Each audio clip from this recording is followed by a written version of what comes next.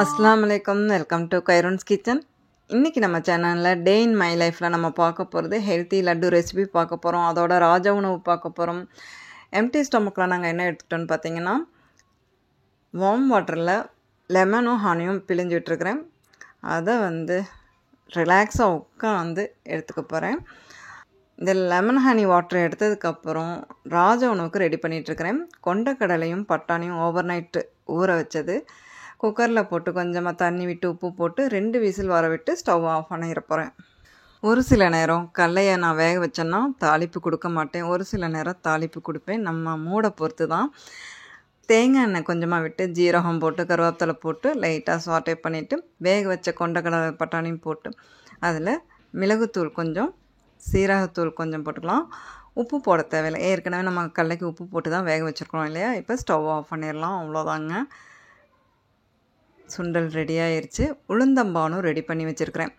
வெள்ளை உளுந்து போட்டு நாட்டு சக்கரை போட்டு ரெடி பண்ணி வச்சுருக்கிறேன். என்கிட்ட இப்போ கருப்பட்டி இல்லை, கருப்பு உளுந்து இல்லாதனால வெள்ளை உளுந்து போட்டு வச்சுருக்கிறேன். அதனால் கலரு லைட்டாக இருக்குது.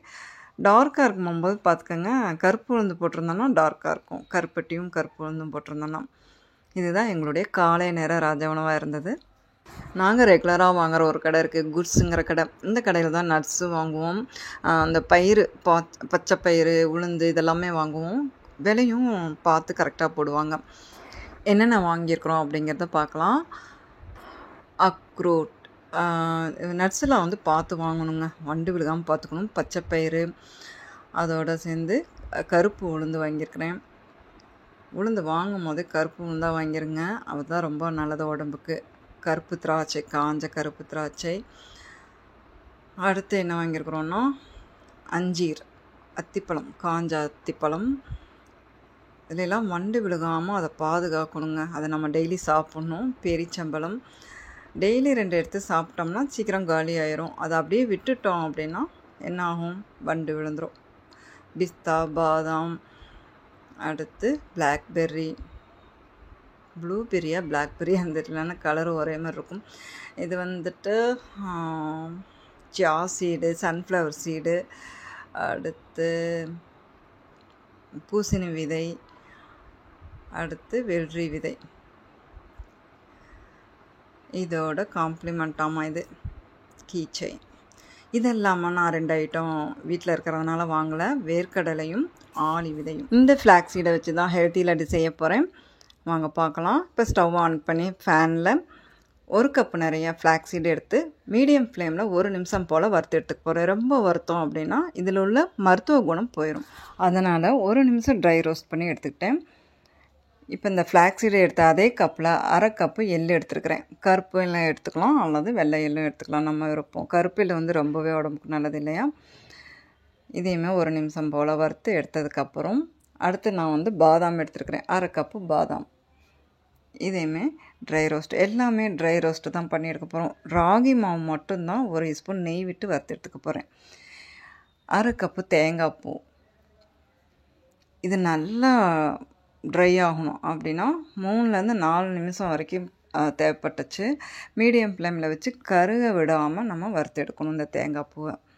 ஏன்னா நம்ம வச்சு சாப்பிட போகிறோம் அப்படிங்கும்போது இதில் இருக்கிற ஒரு ஈரப்பதம் இருந்துச்சுன்னா கெட்டுரும். சீக்கிரம் லட்டு கெட்டுரும். கெடாமல் இருக்கணும்னா நம்ம நல்லா ட்ரை ரோஸ்ட் பண்ணி எடுத்துக்கணும். 1 ஸ்பூன் நெய் விட்டு ராகி மாவு 1 கப் எடுத்துருக்கிறேன். அதை இதோடு சேர்த்துக்கலாம். நெய்யும் ராகி மாவும் சேர்த்து நல்லா மீடியம் ஃப்ளேமில் வச்சு வறுக்கணும்.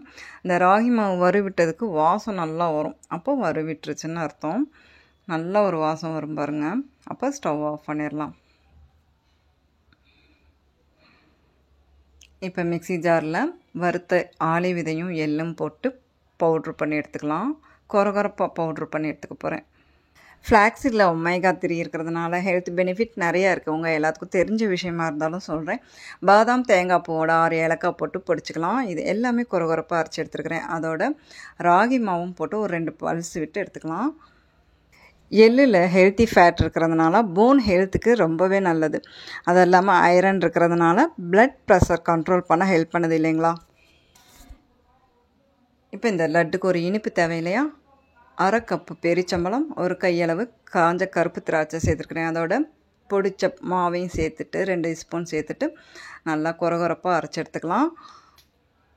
அரைச்சி எடுத்ததையும் சேர்த்துக்கலாம். இதோட சேர்த்துட்டு நல்லா மிக்ஸ் பண்ணி விட்டுக்கலாம். நல்லா கலந்து விட்டுக்கலாம். ஒருவேளை ட்ரையாக இருக்கிற மாதிரி தோணுச்சுன்னா 2 ஸ்பூன் நெய் சேர்த்து நல்லா கலந்து விடுங்க. அப்போ தான் நம்மளுக்கு லட்டு பிடிக்கிறதுக்கு ஈஸியாக இருக்கும். குட்டி குட்டி பால் ஷேப்பில் லட்டு பிடிச்சி வச்சிடலாம். இது வீட்டில் இருக்கிறவங்களுக்கும் செஞ்சு கொடுங்க. நீங்களும் சாப்பிடுங்க.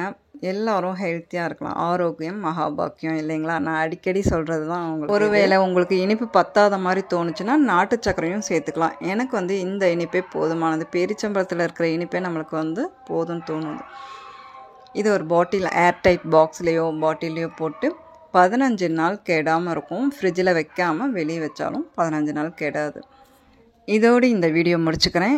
இது வரைக்கும் நம்ம சேனலுக்கு சப்ஸ்கிரைப் பண்ணாதவங்க சப்ஸ்கிரைப் பண்ணிக்கோங்க. நம்ம சேனலுக்கும் சப்போர்ட் கொடுங்க. இதுதான் எங்களுடைய மதிய லஞ்சாக இருந்தது. இன்ஷா அல்லாஹ் அடுத்த வீடியோவில் பார்க்கலாம்.